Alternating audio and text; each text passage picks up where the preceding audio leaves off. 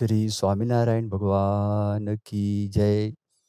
श्री अक्षर पुरुषोत्तम महाराज की जय। श्री राधा कृष्ण देव की जय।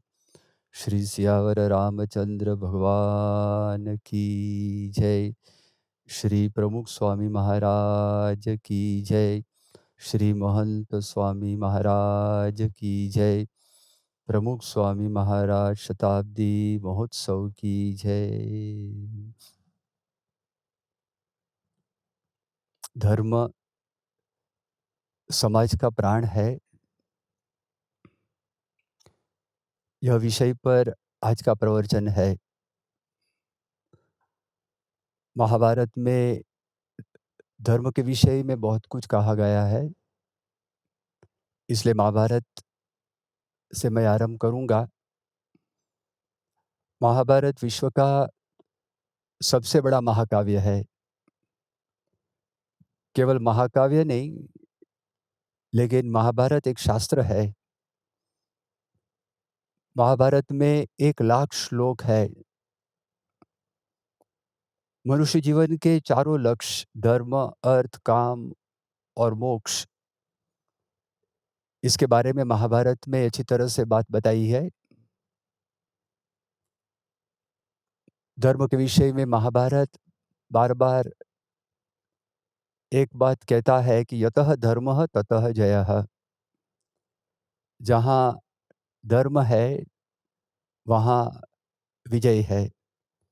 ये सब बातें युद्ध के माध्यम द्वारा भगवान वेदव्यास ने महाभारत में लिखी है। युद्ध हुआ था पांडव और कौरव के बीच। पांडवों का पक्ष धर्म का था और कौरवों का पक्ष अधर्म का था। परिणाम भी ऐसा ही आया, पांडवों की जीत हुई, कौरवों की हार हो गई। आश्चर्य की बात तो यह है कि जो अधर्म के पक्षकार थे, जैसे कि भीष्म, द्रोण, कृपाचार्य, उन लोगों ने भी ये बात बताई है कि यतः धर्मः ततः जयः। और सबसे बड़े आश्चर्य की बात तो यह है कि कौरवों की माता गांधारी जी, वे भी बार-बार बोलती थी यतः धर्मः ततः जयः। महाभारत का युद्ध 18 दिन तक चला। प्रत्येक दिन दुर्योधन माँ के आशीर्वाद लेने के लिए आता था और अपनी माँ से कहता था, माँ मुझे मेरा कल्याण हो, ऐसे आशीर्वाद मुझे दीजिएगा। और हर बार गांधारी बोलती थी यतः धर्मः ततः जयः। जहाँ धर्म है, वहाँ विजय है। पांडवों की सेना छोटी थी, उसकी तुलना में कौरवों की सेना बड़ी थी। कौरवों के पक्ष में जिनका वध न हो सके, ऐसे योद्धाओं थे। भीष्म पितामह, उनको इच्छा मृत्यु का वरदान मिला था। द्रोणाचार्य, कृपाचार्य, उनको ऐसा वरदान मिला था कि युद्ध में उसका कोई पराजय नहीं कर सकेगा। लेकिन परिणाम देखो, परिणाम ऐसा हुआ कि कौरव हार गए। महाभारत में एक ऐसा ज्वलन देदीप्यमान चमकता दृष्टांत है कि जहाँ धर्म है, वहाँ जीत है। अगर धर्म की इतनी महिमा है, तो धर्म की परिभाषा क्या है? भगवान स्वामीनारायण ने बहुत ही सरल परिभाषा की है धर्म की। भगवान स्वामीनारायण कहते हैं, धर्मो ज्ञेयः सदाचारः। यह परिभाषा भगवान स्वामीनारायण ने की। इसका मतलब ये होता है, सदाचार वो ही धर्म है। महाभारत में भी ऐसा ही लिखा है, अनुशासन पर्व में, आचार लक्षणो धर्मः। आचार ही धर्म का लक्षण है। महाभारत के काल की हमने बात सुनी, लेकिन 20वीं शताब्दी का भी एक प्रसंग हम सुने। वर्ष था 1999 का, कारगिल में युद्ध हुआ था। उस समय हमारी सेना के सेनापति मलिक साहब थे। 2000 की साल में वे रिटायर हुए और रिटायर होने के बाद वे अक्षरधाम दर्शन करने के लिए गांधीनगर पधारे थे। गांधीनगर में अक्षरधाम मंदिर के उन्होंने दर्शन किए। दर्शन करने के बाद वे मुझे मिले थे और मलिक साहब ने मुझे कहा था कि स्वामी जी, मुझे आपसे 2 प्रसंग कहना है। मैंने जब हाँ कही तब उन्होंने कहा कि रिटायरमेंट के बाद मैं अमेरिका गया था और अमेरिका में जगह-जगह मेरे प्रवचन का कार्यक्रम हुआ था और प्रत्येक प्रवचन के बाद प्रश्नोत्तरी का कार्यक्रम रहता था। एक जगह मैंने प्रवचन किया, प्रवचन के बाद एक व्यक्ति ने मुझे प्रश्न पूछा, what was your greatest asset during the Kargil war? Kargil के युद्ध के दौरान आपकी सबसे बड़ी पूंजी कौन-सी थी?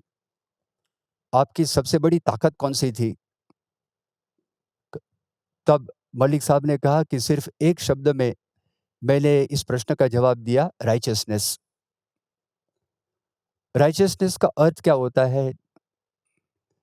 हिंदी शब्दकोश के मुताबिक उसका अर्थ सदाचारिता, नीतिपरायणता, धार्मिकता, यह अर्थ होते हैं राइचियसनेस का। हकीकत अगर हम देखें क्या कारगिल में हमारी जीत हुई, तो उनके तो बहुत कारण थे। हमारे सैनिकों की बहादुरी, देशभक्ति, नेताओं का स्पष्ट मार्गदर्शन, सेना का आयोजन, प्रजा का सहयोग, इंटरनेशनल प्रेशर, अंतर्राष्ट्रीय दबाव। लेकिन साथ-साथ में हकीकत ये भी है कि हम सच्चाई के लिए लड़ रहे थे। पाकिस्तान ने हमारी ज़मीन का कब्ज़ा कर रखा था, उसको वापस लेना था। इसलिए सच्चाई की लड़ाई थी, सच्चाई का युद्ध था।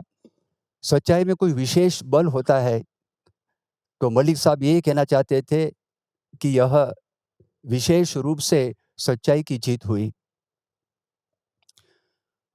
सिर्फ़ इससे जीत प्राप्त नहीं होती है धर्म से, लेकिन धर्म से आगे की भी प्राप्ति होती है। धर्म तो समाज का प्राण है, समाज का जीवन है। तो उसके बारे में भी मलिक साहब ने दूसरा एक प्रसंग मुझे कहा था। मलिक साहब ने कहा, एक दफ़े मुझे इंडिया टुडे कॉन्क्लेव से निमंत्रण मिला था प्रवचन करने के लिए और प्रवचन का विषय मुझे दिया था सत्ता, पावर। उस प्रवचन में मलिक साहब ने कहा, मैंने ऐसा कहा था, 2 प्रकार की सत्ता 2 प्रकार की है। एक है हार्ड पावर, दूसरा है सॉफ्ट पावर। एक है कठोर सत्ता और दूसरी है कोमल सत्ता।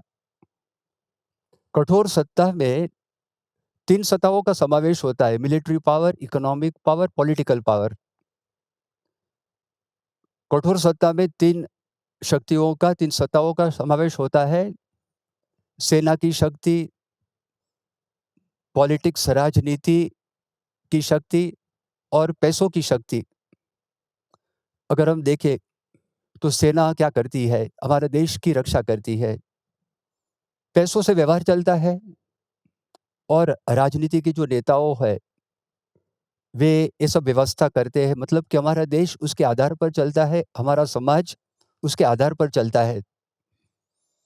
लेकिन मलिक साहब ने ये कहा, सॉफ्ट पावर में 2 सत्ताओं का समावेश होता है, एक मॉरल पावर और दूसरा स्पिरिचुअल पावर। उसका मतलब ये होता है कि नीति की शक्ति, धर्म की शक्ति और अध्यात्म की शक्ति, ये कोमल सत्ता है। लेकिन कोमल सत्ता कठोर सत्ता का बैकबोन है। कठोर सत्ता का मेरुदंड है। कठोर सत्ता की रीढ़ है। उसका मतलब ये होता है कि धर्म और अध्यात्म वे समाज का प्राण है। सिर्फ मलिक साहब ने बात बताई, ऐसी बात नहीं है, महाभारत इसे प्रमाणित करता है। महाभारत का कर्ण पर्व है, कर्ण पर्व में बात आती है, धर्मो धारयति प्रजा। प्रजा का धारण धर्म करती है। दूसरी एक बात बताई महाभारत में, उससे आगे बढ़कर महाभारत कहता है धर्म मूलम जगतराजन नान्यत धर्मात विशिष्यते। इसका मतलब ये होता है सिर्फ प्रजा का धारण धर्म करती है, ऐसा नहीं है। विश्व का मूल, जगत का मूल ही धर्म है और धर्म से अधिक दूसरी और कोई बात नहीं है। स्वाभाविक है हमारे मन में एक सवाल उठेगा ना कि धर्म की इतनी महिमा है, सदाचार की इतनी महिमा है, तो सदाचार में किन-किन सदाचारों का समावेश होता है, किन-किन सद्गुणों का समावेश होता है? भगवान स्वामीनारायण ने बहुत अच्छी बात बताई। भगवान स्वामीनारायण ने कहा कि सदाचार में 4 प्रमुख सद्गुण है। एक है सत्य, दूसरी है दया, तीसरी है अहिंसा और चौथा सद्गुण है ब्रह्मचर्य। सदाचार में ये प्रमुख सद्गुण है। हमारे देश में कई अवतार प्रकट हुए, हमारे देश में कई महापुरुष का भी जन्म हुआ है। सभी लोगों ने इस सदाचार का प्रतिपादन किया है। भगवान स्वामीनारायण का अगर हम विचार करें, भगवान स्वामीनारायण जो सदाचार की मूर्ति थे, उनके योग में हजार शिष्य संत आए थे, लाखों हरिभक्त आए थे। इन सभी को भगवान स्वामीनारायण ने सदाचार के पाठ, सदाचार की सीख दी थी और सदाचारी जीवन की प्रेरणा दी थी। भगवान स्वामीनारायण की परंपरा में उनके 5वें आध्यात्मिक अनुगामी परम पूज्य प्रमुख स्वामी महाराज थे। प्रमुख स्वामी महाराज सदाचार की मूर्ति थे। प्रमुख स्वामी महाराज के बारे में ऋषिकेश में शिवानंद आश्रम है, वहाँ के ब्रह्मलीन परम पूज्य, परम श्रद्धेय चिदानंद सरस्वती महाराज, उन्होंने प्रमुख स्वामी महाराज के बारे में लिखा है, all of us have heard of भगवान Shri Ramchandra being referred to as a Maryada Purushottam. In revered Pramukh Swami Maharaj, we have a Maryada Purush of our times. Swami ji ने ये कहा कि हम सभी ने सुना है कि रामचंद्र भगवान मर्यादा पुरुषोत्तम थे, लेकिन आज के युग के मर्यादा पुरुष प्रमुख स्वामी महाराज है। स्वामी जी को सब सद्गुणों का, सभी सदाचारों का साक्षात्कार था। पहली बात आती है, सत्य की बात आती है। देखो, असत्य किसी को अच्छा नहीं लगता। अगर संतान झूठ बोलेगी तो माता-पिता को अच्छा नहीं लगेगा। अगर विद्यार्थी झूठ बोलेगा तो शिक्षकों को अच्छा नहीं लगेगा। अगर रोगी झूठ बोलेगा तो उसका सही उपचार नहीं होगा और डॉक्टर को वो अच्छा नहीं लगेगा। आप किसी भी क्षेत्र देखो, उस क्षेत्र में असत्य किसी को भी अच्छा नहीं लगता है। एक गधा था, एक भाई उस गधे के आधार पर व्यापार करता था। व्यापार नमक का करता था। वो अपने गांव से नमक ले जाता था, छोटे गांव में नमक बेचता था। गधे की पीठ पर दो बड़े बोरे में वो नमक रखता था। रास्ते में एक झरना आता था। एक दफे क्या हुआ, वो गधा टकराया और गधा पानी में गिर गया, तो नमक सब भीग गया और पिघल गया और बोरा हल्का हो गया। गधा को ये अच्छा लगा, तो दूसरे दिन गधा जानबूझकर पानी में गिर गया और नमक पिघल गया। मालिक को पता नहीं चला। तीसरे दिन भी गधा ने ऐसा ही किया। गधा बुद्धिशाली था, चतुर था। फिर मालिक को पता चला गया। मालिक को पता आ गया। मालिक ने विचार किया, अब इसको सबक सिखानी पड़ेगी। ये तो गलत काम कर रहा है, ये असत्य काम कर रहा है। चौथे दिन मालिक ने क्या किया, बोरे में नमक नहीं रखा, लेकिन सफेद बालू रखी। अभी सफेद रेत गधा को पता नहीं चला। ये बालू है कि नमक है? वो तो अपनी मस्ती में चल रहा था, जैसे ही झरना आया जानबूझकर गिर गया, लेकिन बालू में पानी फँस गया और बोरा का वज़न तो बढ़ गया, बोझ बढ़ गया। बहुत मुश्किल से गधा उठा, बाहर निकला, सारी ज़िंदगी तक गधे को सीख मिल गई कि मेरे जीवन में मुझे असत्य काम नहीं करना है। विदेश की एक बात है, 4 विद्यार्थी थे, चारों विद्यार्थी एक दिन पार्टी में गए। रात-दिन नाचे, कूदे और गाना सब सुने, जी भरकर खाया। सुबह होगी, दूसरे दिन तो परीक्षा थी। परीक्षा की कोई तैयारी नहीं की थी, लेकिन चारों लोग बहुत बुद्धिशाली थे।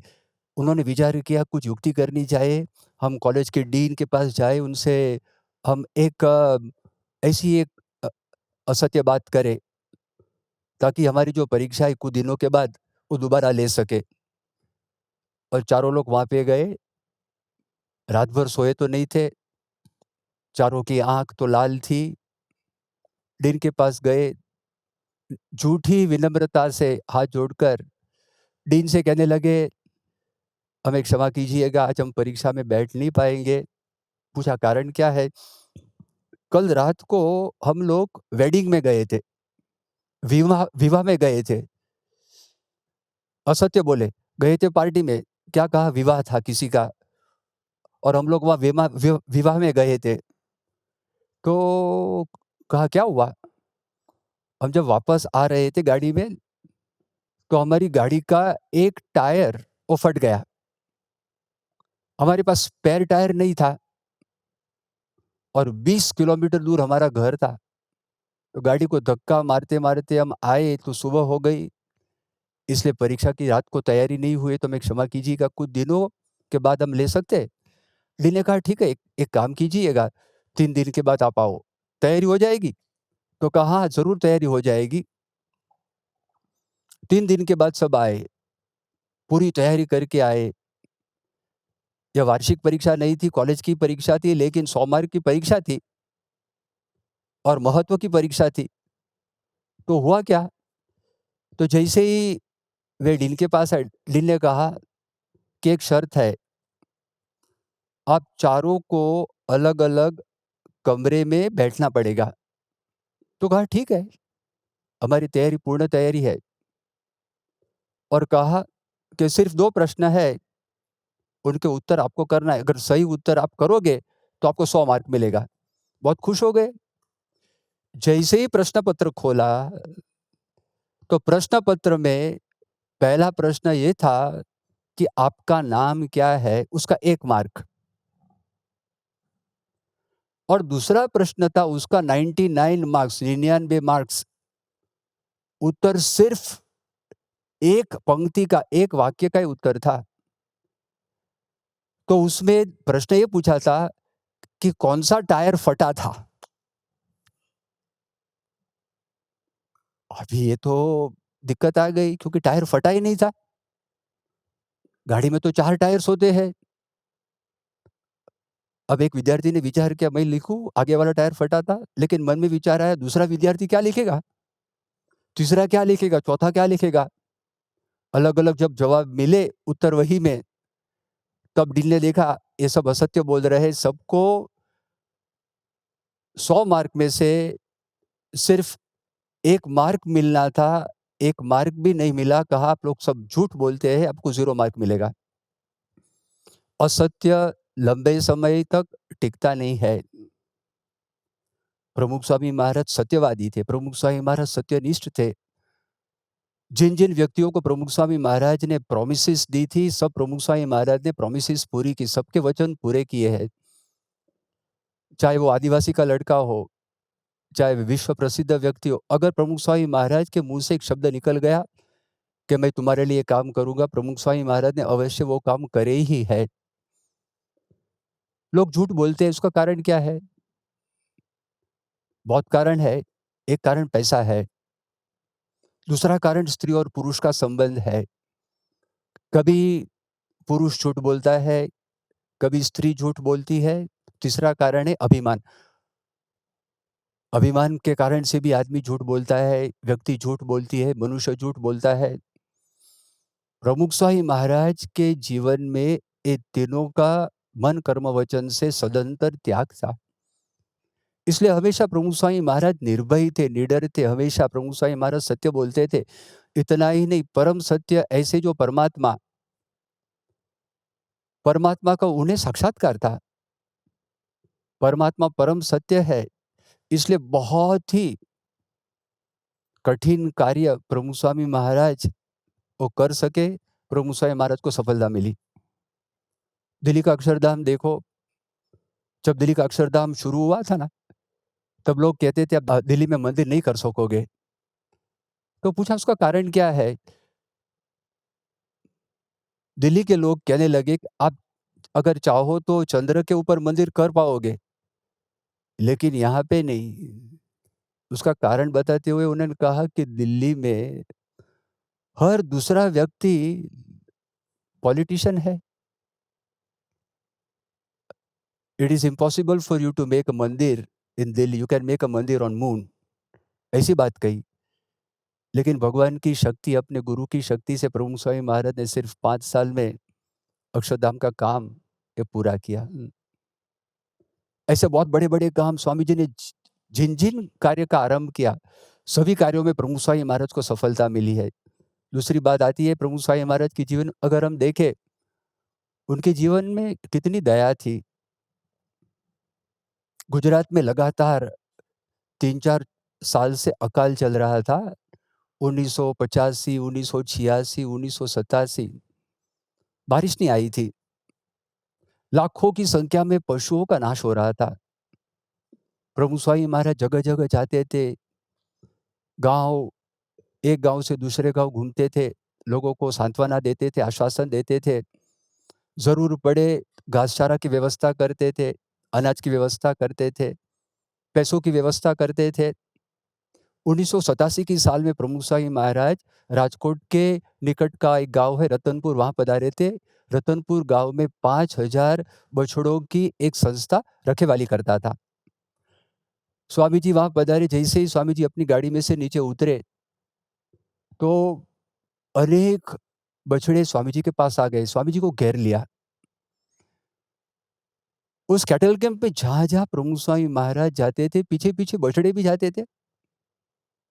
स्वामी जी ने वहाँ के कार्यकर को पूछा, "भाई है क्या? मैं तो अपरिचित व्यक्ति इस स्थान की हूँ, मेरे पीछे बछड़े क्यों आते हैं?" तब उन्होंने कहा, "स्वामी जी, 3 दिनों से एक घास का तिनका भी बछड़े को मिला नहीं है। ये 3 दिन के भूखे हैं।" ये सुनते ही स्वामी जी निःशब्द हो गए, आँखें आँसू से भर गई। स्वामी का हृदय हिल उठा। गाड़ी में बैठकर मौन धारण करके स्वामी जी गोंडल मंदिर पधारे। वहाँ के कोठारी को तुरंत स्वामी जी ने अपने पास बुलाकर उनसे कहा कि तुरंत ही राजकोट मंदिर के कोठारी योगी स्वरूप स्वामी को फ़ोन करो और फ़ोन करके उन्हें कहो कि ट्रक में 6 ट्रक में घास भरकर रतनपुर भिजवा दो। स्वामी वहाँ से रुके नहीं। कुछ दिनों के बाद स्वामी जी ने बीएपीएस स्वामीनारायण मंदिर के सब कोठारी संत की एक मीटिंग बुलवाई। उस मीटिंग में स्वामी जी ने प्रस्ताव रखा, मेरी इच्छा है हमारी संस्था कैटल कैंप्स का आयोजन करे। एक संत ने स्वामी जी से कहा, स्वामी जी हमारे पास एक कैटल कैंप है डांगरा गाँव में, वहाँ 350 बैलों की हम सेवा करते, रखवाली करते हैं, लेकिन विघ्न बहुत आते हैं, आपस में बैल झगड़ते हैं, रात को भाग जाते हैं, मालिक उनके आकर यहाँ झगड़ते हैं, तो मुझे लगता है हमें नहीं करना चाहिए। स्वामी जी ने कहा मेरी इच्छा है, हमें ये करना ही है, मैं 300 संतों को सेवा में जोड़ दूँगा, आप चिंता मत करो, भगवान की इच्छा से ये सब काम पूरा हो जाएगा। हमारी संस्था ने 4 कैटल कैंप्स के आयोजन किए, हज़ारों बैलों की 8 मास तक रखवाली की। और जब बारिश आई 1988 की साल में, उसके बाद प्रमुख स्वामी महाराज ने जब मालिक आए बैलों को वापस लेने के लिए, तब सभी मालिकों को प्रमुख स्वामी महाराज ने 2 मास का घासचारा दिया। स्वामी जी ने कहा, बैल तो जाएँगे, खाना नहीं मिलेगा क्या करेगा? अभी बारिश आई है, घास को उगने में तो देर लगेगी, इसलिए 2-2 मास का चारा, घास चारा प्रमुख स्वामी महाराज ने दिया था। उसका मतलब ये हुआ कि हज़ारों बैलों की रखवाली 10 मास तक प्रमुख स्वामी महाराज ने की थी। बहुत स्वामी जी का दयालु स्वभाव था। अहिंसा धर्म उनके जीवन में पराकाष्ठा के रूप में थी। एक दफ़े स्वामी जी वृक्षारोपण कर रहे थे और गड्ढे में स्वामी जी ने एक चींटा देखा। स्वामी जी ने कहा, "मकोड़ा भाई, बाहर निकलो, हलवाई जसो।" स्वामी जी ने कहा, "मकोड़ा भाई, यहाँ फँस जाओगे, बाहर निकलो।" स्वामी जी ने अपनी उँगली पर मकोड़ा को रखकर, उस चींटा को रखकर एक सुरक्षित जगह पर रख दिया। अहिंसा धर्म का एक कीड़ा को भी लाभ मिला। अक्षरधाम का कंस्ट्रक्शन काम चल रहा था गांधीनगर में। स्वामी जी ज़मीन पे आए हुए थे। एक संत ने स्वामी जी को बताया कि स्वामी जी, यहाँ एक अनुशोधन केंद्र होने वाला है, रिसर्च सेंटर होने वाला है। स्वामी जी ने देखा वहाँ 2 आम के वृक्ष थे। स्वामी जी ने कहा कि आप प्लानिंग और डिज़ाइन ऐसी बनाओ कि आम के वृक्ष आपको कटवाना ना पड़े। आज भी आम के वृक्ष खड़े हैं, प्रमुख स्वामी महाराज के अहिंसा धर्म के साक्षी बनकर। आज भी उस पेड़ को आम आज आती है। स्वामी जी का यह अहिंसा धर्म पेड़ पौधों तक भी पहुंचा हुआ था। जब आतंकवादी हमला हुआ अक्षरधाम में, लोग प्रतिशोध की बात करते थे, बदले की बात करते थे। प्रमुख स्वामी महाराज ने ना कही। प्रमुख स्वामी महाराज ने कहा कि हमें ये नहीं करना है। स्वामी जी ने शांति की अपील की। हमारे गुजरात राज्य में शांति बनी रही, हमारे देश में भी शांति बनी रही। स्वामी जी ने अपील की थी कि शांति रखना, और स्वामी जी ने कहा, भगवान बैठे हैं, सब कुछ करने वाले, जवाब देने वाले भी भगवान है, और भगवान सबको अपने कर्म के मुताबिक भगवान जवाब देंगे। लेकिन पराकाष्ठा का प्रसंग क्या है? स्वामी जी अहमदाबाद मंदिर में थे और अहमदाबाद मंदिर में वहाँ संतगण, छोटा-सा संतगण बैठा हुआ था। उस संतगण के समक्ष स्वामी जी कुछ बात कर रहे थे। एक संत ने स्वामी जी से प्रश्न पूछा कि स्वामी जी, आपके मन में कौन-सा विचार अखंड रहता है? स्वामी जी ने कहा, भगवान का विचार। संतों की इच्छा थी कि स्वामी जी और कुछ भी बोले। स्वामी जी ने कहा, ठीक है, मैं आपसे एक दूसरी बात बताता हूँ। मेरे मन में जो विचार कभी भी नहीं आया है, वो मैं आपको बताता हूँ। ऐसे कहकर स्वामी ने कहा कि किसी का भी अहित हो, ऐसा विचार मेरी ज़िंदगी में, मेरे सारे जीवन में कभी भी नहीं आया है। अगर मन में अहिंसा धर्म हो, हिंसा कब होती है? पहले मानसिक हिंसा होती है, फिर वाणी से हिंसा होती है, फिर शरीर से हिंसा होती है। अगर मन में ही अहिंसा का भाव हो, तो वाणी में हिंसा नहीं आएगी और शरीर से हिंसा नहीं होगी। स्वामी जी ने सभी को ये पाठ सिखाया है, ये सीख दी है। स्वामी जी के जीवन में ब्रह्मचर्य भी था। भगवान का साक्षात्कार, जहाँ राम है वहाँ काम नहीं है, जहाँ काम है वहाँ राम नहीं है। प्रमुख स्वामी महाराज को तो अखंड भगवान का साक्षात्कार था। मन, कर्म, वचन से वे ब्रह्मचारी थे। श्रीमद् भागवत में 5 प्रकार के ब्रह्मचर्य की बात बताई है। दक्ष स्मृति में अष्टांग ब्रह्मचर्य की बात बताई है। प्रमुख स्वामी महाराज के सारे जीवन में उन्होंने ये पालन किया। उनका चरित्र अति पवित्र था, उनका चरित्र अति शुद्ध था। स्वामी जी देश-विदेश में घूमे हैं। बड़े-बड़े व्यक्तियों के साथ स्वामी जी की मुलाकात भी हुई है, लेकिन कभी भी अपने नियम में चूके नहीं है। गृहस्थ होते हैं तो गृहस्थों को भी ब्रह्मचर्य होता है। जो पत्नी होती है, उसके लिए परपुरुष गमन निषेध है, और पति के लिए परस्त्री गमन निषेध है। त्यागियों के लिए मन, कर्म, वचन से ब्रह्मचर्य है। स्वामी जी जहाँ-जहाँ घूमे, कभी भी ब्रह्मचर्य के नियम में स्वामी जी चूके नहीं है। चाहे वो अमेरिका के राष्ट्रपति बिल क्लिंटन हो, चाहे संयुक्त राष्ट्र संघ यूएनओ के जनरल सेक्रेटरी कोफी अन्नान हो, चाहे क्रिस्त धर्म के धर्मगुरु पोप जॉन पॉल हो, चाहे इंग्लैंड के प्राइम मिनिस्टर्स हो, चाहे प्रिंस चार्ल्स हो, चाहे हमारे देश के नेता हो, जिनको स्वामी जी मिले हैं, अगर वे लोग स्वामी जी को मिलने के लिए आए हैं, लेकिन स्वामी जी ने अपने नियम रखकर इन सब के साथ मुलाकात की है। तो सदाचार में प्रमुख ये 4 सद्गुण आते हैं और अमुक दुर्गुणों को भी त्याग करना पड़ता है। तो कौन से दुर्गुण है?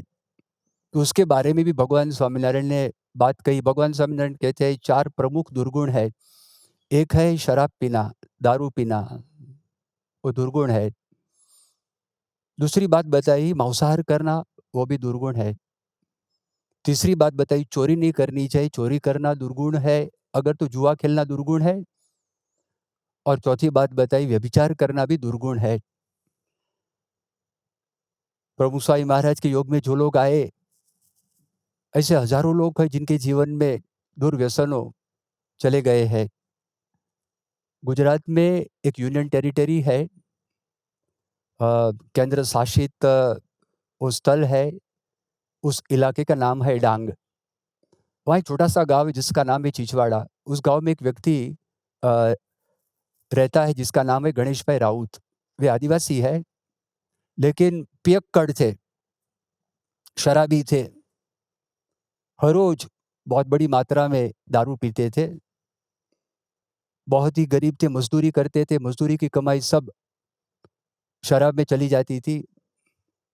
भाग्यवशात, दैववशात प्रभु स्वामी महाराज का योग हुआ, प्रेरणा मिली, जीवन में से शराब पीना चला गया। आश्चर्य तो यह है कि उस गांव के वे भी सरपंच बने हैं। इतना ही नहीं, गांव इतना निर्मल बनाया है, उस गांव को उस गांव को राष्ट्रपति अवार्ड प्राप्त हुआ है। इतना ही नहीं, 6 गांवों के वे सरपंच बने हैं। इतना ही नहीं, गांव के 800 लोग को सदाचार की प्रतिज्ञा उस व्यक्ति ने करवाई है। स्वामी जी ने ऐसे कार्य किए हैं, हजारों की संख्या में नशा से लोगों को मुक्त किया है। दूसरी बात है मांसाहार। उनके योग में जो लोग आए, स्वामी जी के हजारों लाखों की संख्या में उनका शिष्य समुदाय है, सब निरामिष है, कोई मांसाहार नहीं करते हैं। 2007 की बात है, प्रमुख स्वामी महाराज अफ्रीका से अमेरिका जा रहे थे। प्लेन के कई स्टूवर्ड्स प्रभु स्वामी महाराज को मिलने के लिए वहाँ पे आए थे। स्वामी जी को देखकर बहुत ही आकर्षित हुए थे। उनमें से एक स्टूवर्ड जब स्वामी जी के पास बैठे थे, स्वामी जी की आँख देखी तो उन्होंने कहा कि स्वामी जी के दिल में कोई छल नहीं है। He doesn't have any hidden agenda. इसका भावार्थ ये है कि प्रमुख स्वामी महाराज का हृदय बहुत शुद्ध है। स्वामी जी ने मुझसे कहा कि तुम स्टूवर्ड को पूछो दारू पीता है? मैंने उनसे पूछा, तुम दारू पीते हो? तो हँसने लगा। उन्होंने कहा, स्वामी जी आई कम फ्रॉम कैलिफोर्निया। मैं कैलिफोर्निया राज्य से आ रहा हूँ और वहाँ वाइनयार्ड्स बहुत है, अंगूर वहाँ बहुत पकते हैं और अंगूर में से वाइन बना जाता है, तो मैं तो बचपन से ही वाइन पीता हूँ। स्वामी जी ने कहा, आप छोड़ दो दारू को। कहा कि स्वामी जी, मेरे बस की ये बात नहीं है, मुझे आप क्षमा कीजिएगा। स्वामी जी ने मुझे ये कहा, उनसे ये पूछो कि मांसाहार करता है? मैंने कहा, आप मांसाहार करते हो? तो उन्होंने कहा, हाँ स्वामी जी मैं करता हूँ। स्वामी जी ने कहा, उनसे ये कहो कि आप जब मांस खाते हो तब पशु की हाय लगती है। अभी हाय का अंग्रेजी अनुवाद मैं किस तरह से करूँ? हाय हेलो नहीं है ये। हाय का मतलब, तो मेरे पास में विवेक सागर स्वामी जी बैठे थे, तो उन्होंने कहा, देखो सुनो, कि when you eat meat, you are also eating the sorrows and sufferings of dumb animals. जब आप मांस खाते हैं, तब गूंगे पशुओं, उनका जो दुःख है, उनका जो दर्द है, उनकी जो हाय अब साथ में खाते हो। जब उसकी कत्ल होती है, तो बहुत दर्द होता है। पशु की हाय लगती है। उसने कहा, ऐसा विचार तो मैंने कभी किया ही नहीं था, ऐसा सोचा ही नहीं था। आज से मैं प्रतिज्ञा करता हूँ, मैं मांसाहार नहीं करूँगा। उसी तरह स्वामी जी के योग में जो लोग आए, तो कभी जुआ अगर खेलता हो तो जुआ खेलना बंद कर दिया है, चोरी कभी नहीं की है। अमेरिका का एक प्रसंग है, नीलेश भाई नाम के एक हरिभक्त न्यू जर्सी स्टेट में रहते थे, वहाँ के एक शहर में रहते थे, एक दुकान में काम करते थे। और एक महिला वहाँ पे आती थी, उसकी उम्र 74 वर्ष की उम्र थी, और महिला हर रोज़ उसके पास न्यूज़पेपर खरीदती थी, साथ-साथ में 3, 4, 5 लॉटरी की टिकट्स खरीदती थी, और उसके बाद नीलेश भाई को देती थी चेक करने के लिए, लॉटरी की टिकट लगी है, लॉटरी लगी है या नहीं लगी है। एक दिन 3-4 टिकट खरीदी, और फिर महिला ने कहा कि आप इसको चेक करो, मैं पास की दुकान में जाकर दूसरी चीज़ें खरीद कर वापस मैं आऊँगी। जैसे ही चेक अ, करने का प्रारंभ किया, उसमें से एक टिकट को लॉटरी लगी थी। बहुत बड़ी रकम, $3 मिलियन, $30 लाख की लॉटरी लगी थी। टिकट नीलेश भाई के पास थी, वो रख सकते थे। प्रमुख स्वामी महाराज का चेहरा याद आया, "परधन पत्थर जानिए, पर स्त्री मात समान, इतने से हरि ना मिले, तो तुलसीदास कहे मैं जमान।" ऐसी बात उन्होंने सुनी भी थी, प्रमुख स्वामी महाराज का चेहरा दिखाई दिया। जैसे ही महिला आई, उनके पास जाकर उन्होंने कहा कि you are very lucky and you are very fortunate, आप बहुत सदनसीब हो, आपको लॉटरी की टिकट लगी है। महिला ने कहा, मेरी हँसी मज़ाक मत करो, मैं 76 वर्ष की उम्र की हूँ, कितने दशकों से मैं ये टिकट खरीदूँ, कभी मेरी ज़िंदगी में टिकट लगी नहीं है, देखो मैं सच कहता हूँ। उनको विश्वास नहीं आ रहा था। दूसरा एक कस्टमर दुकान में आया, तो नीलेश भाई ने कहा, आप महिला को समझाइए और टिकट देखिए, आप चेक करो। तो उन्होंने चेक की, टिकट लगी थी, और 30 लाख डॉलर की टिकट जो लॉटरी थी, उस टिकट महिला को परत कर दी। स्वामी जी ने ऐसे प्रामाणिक हरिभक्तों की फौज तैयार की है। उसी प्रकार ब्रह्मचर्य की बात है, स्वामी जी के दर्शन मात्र से लोग का मन निर्मल हो जाता था। गांधीनगर में स्वामी जी पधारे थे, गांधीनगर के सभा मंडप में हर रोज़ पूजा करने के लिए स्वामी जी आते थे। एक हरिभक्त ने अपने मित्र को कहा, "आप मंदिर में आइएगा स्वामी जी का दर्शन करने के लिए।" कहा कि मैं एक दिन आ जाऊँगा। उस मित्र को एक खराब आदत लगी थी। हर रोज़ रात को घंटा, 2 घंटा, 3 घंटा इंटरनेट पे अश्लील दृश्य देखने की आदत लग गई थी, और अपने प्रयत्न से वो आदत छूटती नहीं थी। बहुत परेशान था वो। एक दिन पूजा में आ गया, स्वामी जी के दर्शन किए, सारी पूजा में बैठा। इतनी उसको प्रेरणा मिली, इतना बल प्राप्त हुआ, उसी दिन उस बुरी आदत वो चली गई। वो व्यक्ति पढ़ा लिखा है। उसके बाद मंदिर में नियमित नियमित रूप से वो व्यक्ति आने लगा। रविवार की सभा में नियमित रूप से वो व्यक्ति आ जाती है। स्वामी जी के दर्शन मात्र से उनका मन निर्मल हो गया, हृदय निर्मल हो गया। अब सवाल ये है कि हमारे जीवन में हम सदाचार किस तरह से हमेशा के लिए रख सके। दुर्योधन कहता था, जानामि धर्मम न च मे प्रवृत्ति, जानामि अधर्मम न च मे निवृत्ति। धर्म क्या है मैं जानता हूँ, लेकिन मैं उसकी प्रवृत्ति नहीं कर सकता। अधर्म क्या है वो भी मैं जानता हूँ, लेकिन मैं निवृत्ति उससे मैं अधर्म छोड़ नहीं सकता। तो उसके लिए एक बल है, जिनका जीवन सदाचारी है, जिसका जीवन धर्ममय है, ऐसे व्यक्ति की हमेशा हम संगत करें, तो हमारे जीवन में सदाचार आएगा। थोड़ा बुद्धि से विचार करें, पता चलेगा। अगर समाज में से सत्य निकल गया, अहिंसा निकल गई, दया निकल गई, अगर समाज में से मान लीजिए ये जो है ब्रह्मचर्य निकल गया, तो समाज टिकेगा नहीं। इसलिए कहा है कि समाज का प्राण, समाज का जीवन वो धर्म है, मनुष्य का प्राण, मनुष्य का जीवन भी धर्म है। तो ऐसे संतों की जहाँ मिले, आज प्रमुख स्वामी महाराज की जगह में परम पूज्य मोहन स्वामी महाराज है, जो प्रमुख स्वामी महाराज के अपर स्वरूप है, पूर्णतया सदाचारी है, पूर्णतया भगवानमय है। उन्होंने हज़ारों लोगों को भी सदाचारी बनाया है। तो ऐसे संतों की संगत जहाँ भी मिले, ऐसे संत की हम संगत हमेशा अगर करते रहे, तो हमारे जीवन में सदाचार रहेगा, हमारा जीवन नीतिमय बनेगा, हमारा जीवन प्राणवान बनेगा, हमारे भीतर में अखंड शांति बनेगी। तो अंत में भगवान को एक प्रार्थना करें, असतो मा सद्गमय, तमसो मा ज्योतिर्गमय, मृत्योर्मा अमृतम गमय। हे प्रभु, हे भगवान, असत्य से सत्य की ओर, अंधकार से ज्योति की ओर, प्रकाश की ओर, मृत्यु से अमरत्व की ओर हमें ले चलो। जय स्वामीनारायण।